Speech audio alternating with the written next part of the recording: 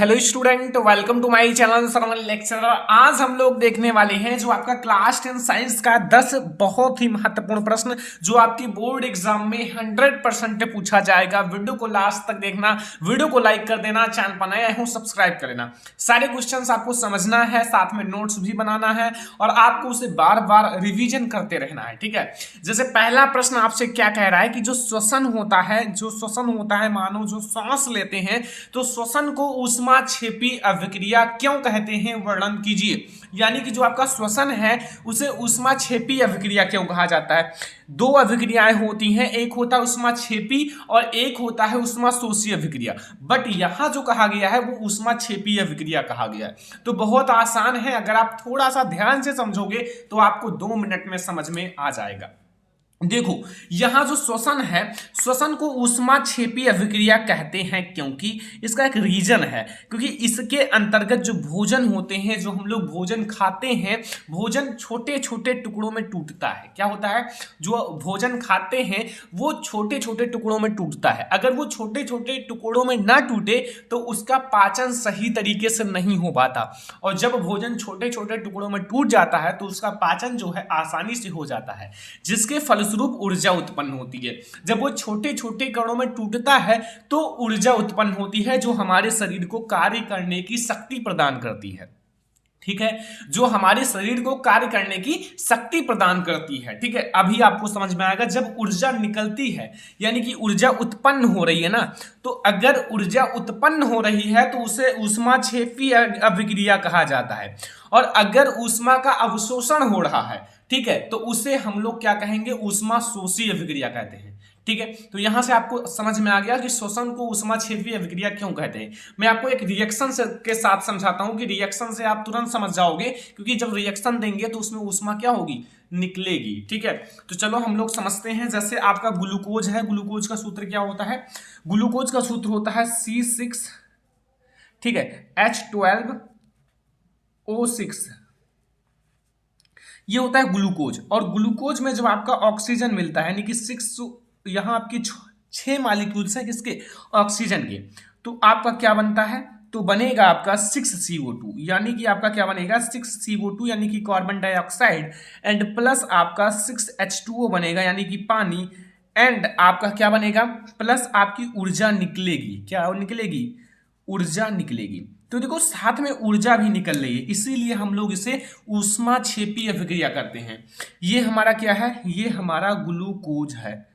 क्या है, ग्लूकोज है। ठीक है, ये हमारा ग्लूकोज है, और ये हमारा क्या है, ये है ऑक्सीजन। क्या है, ऑक्सीजन। सारी चीजें आप ध्यान से समझो, थोड़ा सा अगर आप ध्यान से समझोगे तो बहुत बेटर समझ में आएगा। ऑक्सीजन, और ये हमारा है कार्बन डाइऑक्साइड। आपको पता होगा CO2 यानी कि कार्बन डाइऑक्साइड। क्या है, कार्बन डाइऑक्साइड। और ये जो हमारा है ये है जल।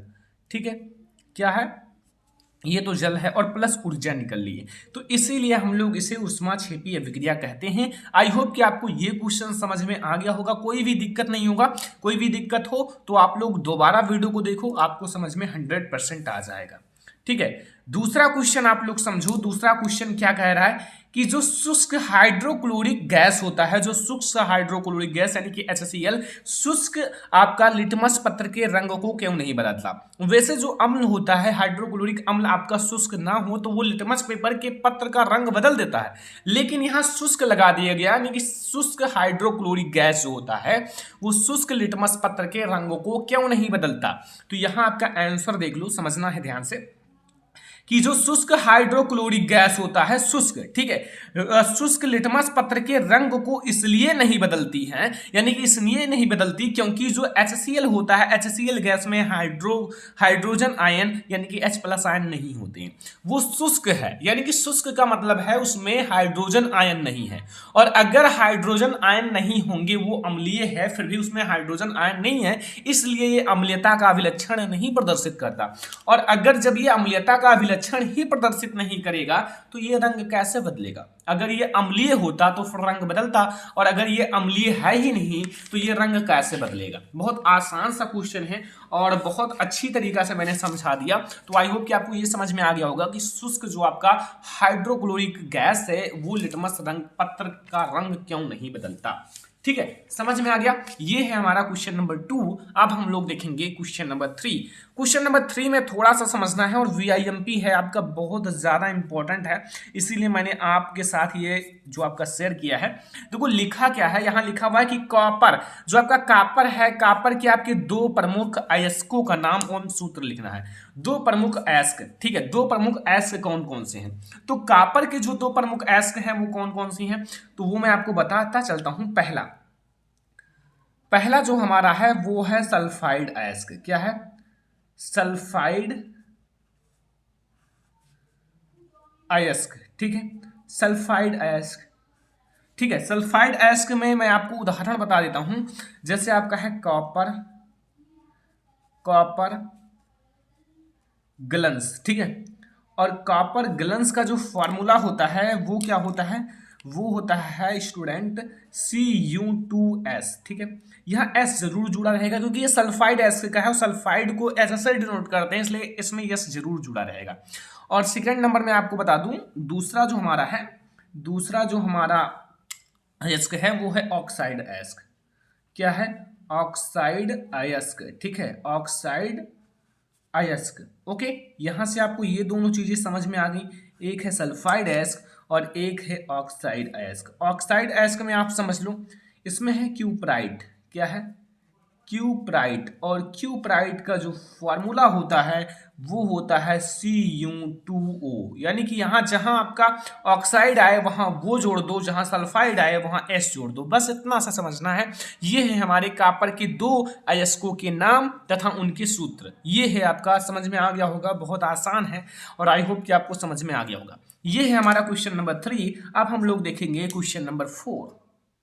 ये रिएक्शन जो है आपके बोर्ड एग्जाम के लिए बहुत ही ज्यादा इंपॉर्टेंट है, 5 से 6 बार बोर्ड एग्जाम में आ चुका है। आपको निम्नलिखित परिवर्तन किस प्रकार से करोगे, केवल रासायनिक समीकरण देना है, आपको एक रासायनिक समीकरण देना है। इसमें क्या लिखा हुआ है, एसिटिक अम्ल से मेथेन, यानी कि आपको जो एसिटिक अम्ल के फार्मूला लिखना है और एसिटिक अम्ल से आपको मेथेन बनाना है। कैसे बनाओगे, आपको रिएक्शन के साथ बनाना है। तो आई होप कि आपको पता होगा, नहीं पता हो तो मैं आपको जरूर बताऊंगा, ठीक है। यहां आपको करना क्या है, सबसे पहले आप एसिटिक अम्ल का फार्मूला तो बता दो, फिर आप बदलना सीखोगे। तो एसिटिक अम्ल का फार्मूला होता है CH3COOH, ठीक है, ये होता है एसिटिक अम्ल का फार्मूला। और इसमें आपको मिलाना है NaOH, यानी कि NaOH का मतलब क्या है, सोडियम हाइड्रोक्साइड। सारी का नाम मैं आपको बताऊंगा, लिखूंगा नहीं। ये है आपका एसिटिक अम्ल और ये है आपका सोडियम हाइड्रोक्साइड। और जब आप इसका गिब्स आउट यानी कि आपको प्राप्त क्या होगा, वो प्राप्त होगा CH3। यहाँ से आपका जो ये CH3 है ये आ जाएगा और COO आ जाएगा। यहाँ से देखो ये इतना इसके साथ आ जाएगा CH3COO, और यहाँ से जो Na है ये जुड़ जाएगा। और मैं आपको इसका नाम जरूर बताऊंगा क्योंकि ये बना है प्रोडक्ट, ये तो आपका जल है और ये जो बना है इसे कहते हैं सोडियम। देखो Na से होता है सोडियम और जो CH3COO है ये है एसीटेट का फार्मूला, तो सोडियम एसीटेट, ठीक है। समझ में आया कि नहीं आया, सारी चीजें समझ में आ रही हैं। तो ये है सोडियम एसीटेट। क्या है, सोडियम एसीटेट, ठीक है। अब देखो अभी हमें मेथेन नहीं मिला है, आप देख सकते हो। अब सोडियम एसीटेट जो है इसमें हम लोग दोबारा NaOH मिलाएंगे। जो आपका सोडियम एसीटेट है CH3COONA, यानी कि आपका 2 बार ये रिएक्शन हुआ है और इसमें हम लोग दोबारा NaOH मिलाएंगे। तो आप एक काम करो, यहाँ से मेथेन अलग कर लो, यानी कि CH3 यहाँ है, CH4 होता है मेथेन का, तो यहाँ से एक ऐसे ले लो CH4, ठीक है। ये आपका मेथेन निकलेगा यानी कि बन गया और प्लस आपका Na2CO3 बनेगा, ठीक है। तो हमें मेथेन बनेगा। यहाँ हमने एसिटिक अम्ल से क्या बना दिया, यहाँ लास्ट में क्या मिला, मेथेन, ठीक है। तो यहाँ हमने मेथेन बना लिया ना, तो ये आपका मेथेन बन चुका है। और ये जो है आपका सोडियम Na2 से होता है सोडियम और CO3 से क्या होता है, कार्बोनेट। क्या होता है, कार्बोनेट। तो भाई ये हो गया सोडियम कार्बोनेट, ठीक है, समझ में आया। अगला क्वेश्चन देखो, अगला क्वेश्चन क्या कह रहा है, कि वसा का पाचन आहार नाल के किस भाग में होता है। जो वसा होता है, वसा का पाचन जो होता है आहार नाल के किस भाग में होता है, उस पाचक रस का नाम लिखिए जो वसा के पाचन में सहायक होता है, जो वसा का पाचन करता है। ठीक है, तो मैं आपको सारी चीजें बताता हूं। सबसे पहले आप ये समझो कि जो आहार नाल में वो भाग है गृहिणी और छोटी आंत। क्या है? गृहिणी और छोटी आंत में क्या होता है? वसा का पाचन होता है। तो वसा का पाचन आहार नाल के किस भाग में होता है? गृहिणी और वह छोटी आंत में। और जो लाइपेज है, लाइपेज वो भोजन की वसा पर क्रिया करके, जो भोजन है भोजन की वसा पर क्रिया करके उसे वसीय अम्ल या ग्लिसरॉल में बदल देता है। तो क्या करता है ये देखो, लाइपेज, लाइपेज जो है वो आपका इंपॉर्टेंट है। तो लाइपेज भोजन की वसा पर क्रिया करके उसे वसीय अम्ल एवं ग्लिसरॉल में बदल देता है। ये है हमारा क्वेश्चन नंबर 5 और आई होप कि आपको समझ में आ गया होगा। बहुत आसान है, याद कर लेना, ये याद करने वाली चीजें हैं। ठीक है, अगला क्वेश्चन है, यहां देखो अगला जो हमारा क्वेश्चन नंबर 6 क्या कह रहा है कि जो प्रागण होता है, प्रागण क्रिया निषेचन से किस प्रकार भिन्न है। यानी कि जो प्रागण की क्रिया होती है वो निषेचन से किस प्रकार भिन्न है। देखो प्रागण होता है, निषेचन होता है। तो प्रागण में आपको क्या समझना है कि प्राग कणों के प्रागकोश, जो आपके प्रागकण होते हैं वो प्रागकोश में पाए जाते हैं। तो प्रागकणों के प्रागकोश से वर्तिकाग्र तक पहुंचने की क्रिया को प्रागण कहा जाता है। जैसे ये जो प्रागकण होता है, प्रागकण को आपको कहाँ तक पहुंचाना है? वर्तिकाग्र तक।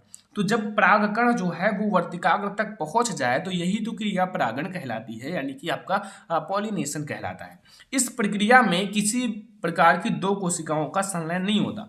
जैसे दो कोशिकाओं का संलयन का मतलब, जैसे निषेचन में नर और मादा का संलयन होता है, लेकिन इसमें कोई भी दो प्रकार की कोशिकाओं का संलयन नहीं होता है। और यह जो होता है निषेचन से पहले की घटना है। मतलब निषेचन से ये किस प्रकार भिन्न है? ये निषेचन की पहले की घटना है, जबकि निषेचन की घटना है। ठीक है, और यहाँ देखो ये है निषेचन में नर व मादा युग्मकों का संलयन होता है। निषेचन और परागण में अंतर है। तो निषेचन में क्या होता है, नर और मादा का जो कोशिका होता है ये युग्मकों का संलयन होता है तथा युग्मनज बनता है। युग्मनज बनता है या जो होता है परागण के बाद की घटना है, यानी कि परागण के बाद की क्रिया है। ठीक है, ये आपको समझ में आ गया जो परागण है और निषेचन में क्या डिफरेंस है, एक दूसरे में कैसे भिन्न है। ठीक है, आई होप कि आपको समझ में आ गया होगा। बहुत आसान तरीका है।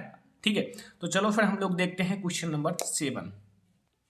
क्वेश्चन नंबर 7 में आपको क्या समझना है? क्वेश्चन नंबर 7 क्या कह रहा है कि जो लिंग संलग्नता है, लिंग संलग्नता से संबंधित किन्हीं दो बीमारियों का नाम लिखिए। लिंग संलग्नता से संबंधित किन्हीं दो बीमारियों का नाम लिखना है। तो लिंग संलग्नता से संबंधित नंबर फर्स्ट बीमारी मैं आपको बताऊंगा और नंबर सेकंड बीमारी भी बताऊंगा, और बहुत ज्यादा इंपॉर्टेंट है क्लास 10th के बायोलॉजी के लिए। ठीक है, तो पहला आपका है वर्णांधता। वर्णांधता, ठीक है, वर्णांधता जो होता है बहुत खतरनाक रोग होता है, जो कि लाल और हरे रंग में विभेद नहीं कर पाता। ये होता है वर्णांधता। सेकंड नंबर है, ये उससे भी ज्यादा खतरनाक बीमारी है हीमोफीलिया। हीमोफीलिया जो होता है, कहीं आपके शरीर में कट जाए तो खून बहना बंद नहीं होता, लगातार बहता रहता है, जो रुधिर का थक्का है वो नहीं बनता। तो ये दो आपके लिंग संलग्नता से संबंधित बीमारी हैं। जरूर याद रखना, आपके बोर्ड एग्जाम के लिए बहुत ज्यादा इंपॉर्टेंट है क्लास 10th के लिए। ठीक है, अगला क्वेश्चन आप लोग समझो, ये आपका एक न्यूमेरिकल है लेकिन बहुत ही ज्यादा इंपॉर्टेंट है। बहुत सारे बच्चे नहीं कर पाए, मैंने देखा है, नहीं जानते हैं। ठीक है, ऑफलाइन कोचिंग में। लेकिन एक उत्तल लेंस की फोकस दूरी 50 सेंटीमीटर है। एक उत्तल लेंस है। सबसे पहले आपको मेन रीजन समझना है, यहाँ क्या दिया हुआ है? उत्तल लेंस। तो आपको उत्तल लेंस को समझना है। तो उत्तल लेंस की फोकस दूरी कितनी है? 50 सेंटीमीटर। और किसी वस्तु, जो वस्तु है, वस्तु के दोगुना वास्तविक प्रतिबिंब को प्राप्त करने के लिए उसे कितनी दूरी पर रखना चाहिए। यानी कि आपको किसी वस्तु को आपको यूं है ही तो उसको आपको ज्ञात करना है, लेकिन वस्तु का दोगुना प्रतिबिंब है, यानी कि प्रतिबिंब आपका दो गुना है। यानी कि अगर वस्तु यूं हो तो प्रतिबिंब आपका 2 यूं होगा, इतना याद रखना। ठीक है, तो यहां आपको दिया गया है, दिया है उत्तल लेंस की फोकस दूरी। उत्तल लेंस की फोकस दूरी आपको कितना दिया हुआ है, यहां लिख लो। आपको दिया है पहले उत्तल लेंस है ना, तो उत्तल लेंस की फोकस दूरी हमें इतना दिया हुआ है। फोकस दूरी ये याद रखना भाई, उत्तल लेंस है, क्योंकि इसमें जो होता है फोकस दूरी धनात्मक होता है। तो यहाँ आपका दिया हुआ है 50 सेंटीमीटर। ठीक है, अब प्रतिबिंब जो है वास्तविक है तथा आवर्धन ऋणात्मक होगा। तो यहां जो आपका यूं है, यूं वो कैसा है? यूं आपका जो है, ठीक है, अब यहाँ जो आपका प्रतिबिंब दिया हुआ है वो कितना दिया हुआ है, यानी कि यहाँ आपको पता है कि आपका जो v दिया हुआ है, v v हमें दिया हुआ है -2u, मतलब इसका 2 गुना, लेकिन आपको माइनस में प्राप्त होगा क्योंकि आपका वास्तविक है और प्रतिबिंब है, वास्तविक है, प्रतिबिंब जो है वास्तविक है, तथा आपका आवर्धन जो है वो कितना होगा, आपका आवर्धन मतलब ऋणात्मक होगा। तो हम कैसे ज्ञात करेंगे, देखो एक तो हम यहाँ से v बराबर डायरेक्ट -2u लिख सकते हैं, या फिर आप यहाँ आवर्धन से लिख सकते हो, जैसे आप आवर्धन, ठीक है, आवर्धन आपका होता है यम बराबर आपका u अपान नहीं v upon u, b upon u, ठीक है, v अपान यू होता है। अब देखो यहाँ आपका जो आवर्धन है वो 2 गुना है, आवर्धन सीधा कह दिया है 2 गुना है, तो यहाँ अगर आपका आवर्धन 2 गुना है तो यहाँ आप 2 लिख लो, ठीक है, 2 लिखोगे, ठीक है, आपका 2 है, लेकिन 2 जो है आपका वो माइनस में है, ठीक है, 2 आपका माइनस में है, आवर्धन जो है माइनस में है, और यहाँ v अपान यू, अब यहाँ से v बराबर -2u। भाई वही बात है जो मैंने ऊपर लिखा है, ऐसे आप डायरेक्ट भी लिख सकते हो और वैसे भी लिख सकते हो, ठीक है। अब लेंस का सूत्र लगा लो, लेंस का सूत्र तो आप लोगों को पता ही है, लेंस का सूत्र, लेंस का सूत्र आपको क्या बताया गया है, 1/f बराबर 1/v एंड -1/u, ठीक है।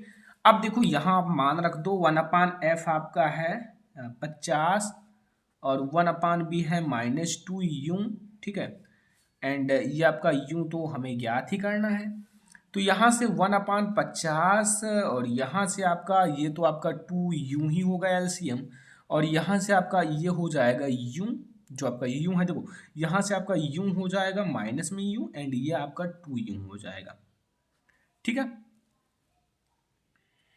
समझ में आया। देखो आपका एलसीएम जो होगा, ये हटाओ, एलसीएम जो होगा वो क्या होगा, 2u हो जाएगा। अब देखो 2u एक कम जाएगा, यानी कि यहाँ क्या हो जाएगा, 1 -1 हो जाएगा, और u आप 2 बार जाएगा तब 2u होगा, यानी कि -2 हो जाएगा, ठीक है। तो यहाँ से 1/50 वो बराबर हो जाएगा -3/2u, अब 2u हो जाएगा, अब आप क्रॉस मल्टीप्लाई करा लो, यानी कि यहाँ 2u हो जाएगा और यहाँ आपका हो जाएगा -150, और यहाँ u बराबर आपका आएगा -150 बटे आपका 2, अब यहाँ से आपका -75 सेंटीमीटर, कितना हो जाएगा, -75 सेंटीमीटर। तो यही हमारा आंसर आ जाएगा, यानी कि आपका जो वस्तु है लेंस से, वस्तु जो है आपका लेंस से 75 सेंटीमीटर दूरी पर बनेगा, ठीक है, उल्टा है तो इसलिए माइनस में आया है आंसर। तो ये हमारा हो चुका है, आई होप कि आपको ये न्यूमेरिकल समझ में आ गया होगा। अगला हमारा क्वेश्चन है, यहाँ देखो अगला नंबर क्वेश्चन क्या कह रहा है, बहुत ज्यादा इंपॉर्टेंट है कि नेत्र की समंजन क्षमता से आप क्या समझते हो। जो नेत्र की समंजन क्षमता है उसकी परिभाषा लिखना है। तो नेत्र की वह क्षमता जिसके कारण वह अपनी फोकस दूरी को समायोजित करके, जो उसकी फोकस दूरी होती है उसको समायोजित करके निकट तथा दूरस्थ वस्तुओं को फोकसित कर लेता है। जो निकट की वस्तुएं हैं या फिर दूर की वस्तुएं हैं उसको फोकसित कर लेता है, नेत्र की समंजन क्षमता कहलाता है। क्या कहलाता है, जो नेत्र की समंजन क्षमता कहलाता है। तो बहुत आसान है, आप लोग फिर से एक बार पढ़ो कि नेत्र की वह क्षमता जिसके कारण वह अपनी फोकस दूरी को समायोजित करके निकट तथा दूरस्थ वस्तुओं को फोकसित कर लेता है, नेत्र की समंजन क्षमता कहलाता है।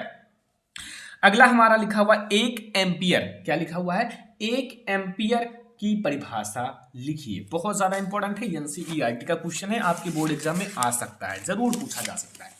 तो 1 एम्पियर की परिभाषा क्या होगा, सबसे पहले एम्पियर किसका मात्रक है, धारा का मात्रक है। तो धारा का मात्रक है तो धारा यानी कि Q बराबर I × T होता है, और I बराबर Q/T होता है, Q/T। तो यहां से आप समझना एक बात कि यदि किसी परिपथ में, अभी आपको समझा दूंगा, कोई दिक्कत नहीं होगा, यदि किसी परिपथ में 1 सेकंड, ठीक है, 1 सेकंड में 1 कूलाम, 1 सेकंड में 1 कूलाम, समझना।